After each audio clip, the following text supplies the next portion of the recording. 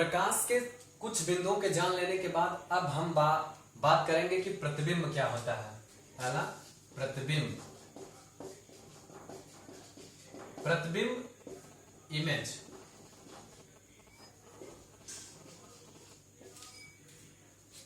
प्रतिबिंब क्या है कि जब वस्तु स्रोत से आने वाली प्रकाश की किरणें परावर्तन या अपवर्तन के पश्चात जिस बिंदु पर काटती हैं या मिलती हुई प्रतीत होती हैं, या ऐसे कहें कि वस्तु स्रोत से आने वाली प्रकाश की किरणें परावर्तन या अपवर्तन के पश्चात जिस बिंदु पर मिलती हैं या मिलती हुई प्रतीत होती हैं, उस बिंदु को वस्तु का दर्पण कहते हैं। क्या है कि वस्तु स्रोत से आने वाली प्रकाश की किरणें परावर्तन या अपवर्तन के पश्चात, परावर्तन या अपवर्तन के पश्चात जिस बिंदु पर मिलती है या मिलती हुई प्रतीत होती हैं, मिलती है या मिलती हुई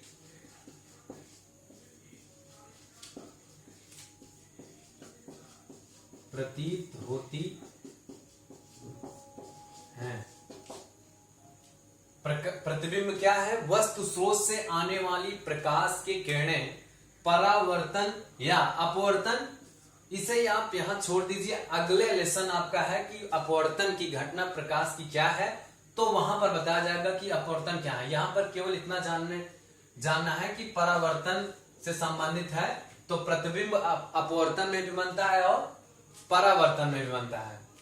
तो प्रतिबिंब को ऐसे बताएंगे कि वस्तु स्रोत से आने वाली प्रकाश की किरणें परावर्तन या अपवर्तन के पश्चात जिस बिंदु पर मिलती हैं या मिलती हुई प्रतीत होती हैं, उस बिंदु को दर्पण का वस्तु का प्रतिबिंब कहते हैं, इमेज कहते हैं।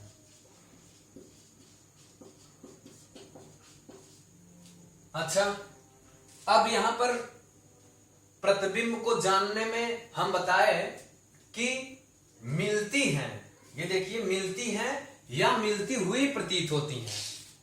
दो कंडीशन है, मिलती हैं या तो मिलती हुई प्रतीत होती हैं।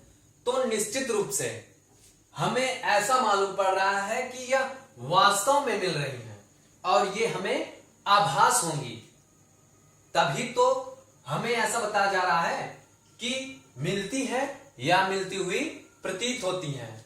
तो अब हम बात करेंगे कि प्रतिबिंब इसके आधार पर दो प्रकार के होते हैं। वो क्या है? प्रतिबिंब के प्रकार में पहला है कि वास्तविक प्रतिबिंब किसे कहते हैं। प्रतिबिंब के प्रकार, दूसरी हेडिंग डालेंगे, प्रतिबिंब के प्रकार।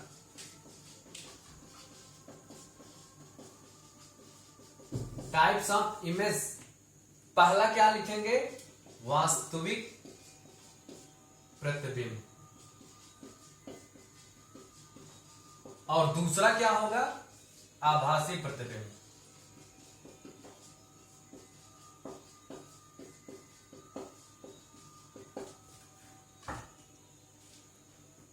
वास्तविक प्रतिबिंब और आभासी प्रतिबिंब। अब पहले हम जानेंगे कि वास्तविक प्रतिबिंब क्या होते हैं और आभासी प्रतिबिंब।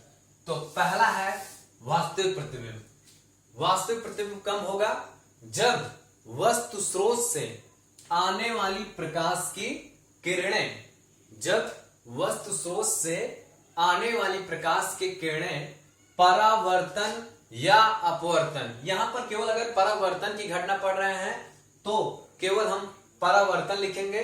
तो ऐसे बताएंगे कि वस्तु स्रोत से आने वाली प्रकाश की किरणें परावर्तन के पश्चात जिस बिंदु पर मिलती हैं, वास्तव में मिलती हैं, उस बिंदु को वस्तु का वास्तविक प्रतिबिंब कहते हैं। तो यहां पर ऐसे लिखेंगे कि वस्तु स्रोत से आने वाली प्रकाश की किरणें परावर्तन के पश्चात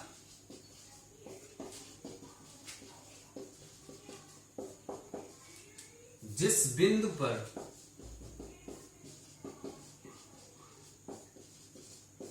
वास्तव में मिलती हैं,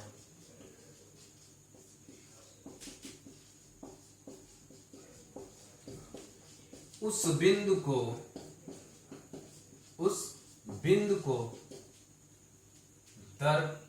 वस्तु का वास्तविक प्रतिबिंब कहते हैं।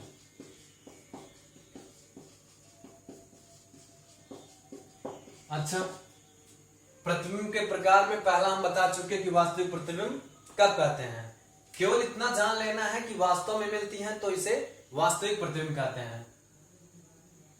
अब इसे दिखाया कैसे जाएगा वो हम बताते हैं। जैसे ये मान लेते हैं गोली दर्पण में अवतल दर्पण है, जबकि अभी यहां पर चर्चा नहीं की गई है कि दर्पण क्या है, दर्पण क्या है, दर्पण के कितने प्रकार होते हैं, कब किस तरह की आने वाली प्रकाश की किरणें परावर्तन के पश्चात कौन से नियम का पालन करेंगी, ये अगले बिंदुओं पर चर्चा होगी।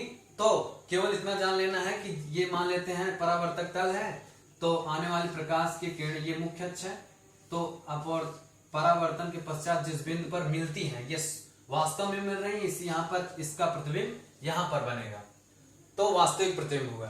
अब वास्तविक प्रतिबिंब के बाद दूसरा है आभासी प्रतिबिंब। दूसरा क्या है? आभासी प्रतिबिंब।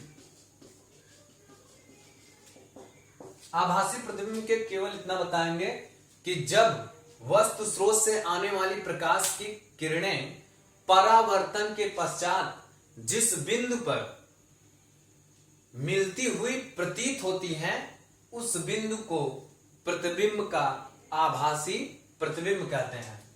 वस्तु स्रोत से आने वाली प्रकाश की किरणें परावर्तन के पश्चात जिस बिंदु पर मिलती हुई प्रतीत होती हैं,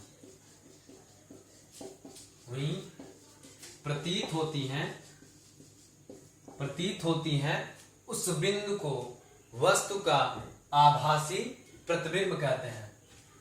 अब अगले कॉन्सेप्ट में बात करेंगे कि दर्पण क्या होते हैं। दर्पण क्या होते हैं, दर्पण क्या है और दर्पण के कितने प्रकार होते हैं। तो दर्पण, मिरर, दर्पण किसी चिकने कांच की सतह को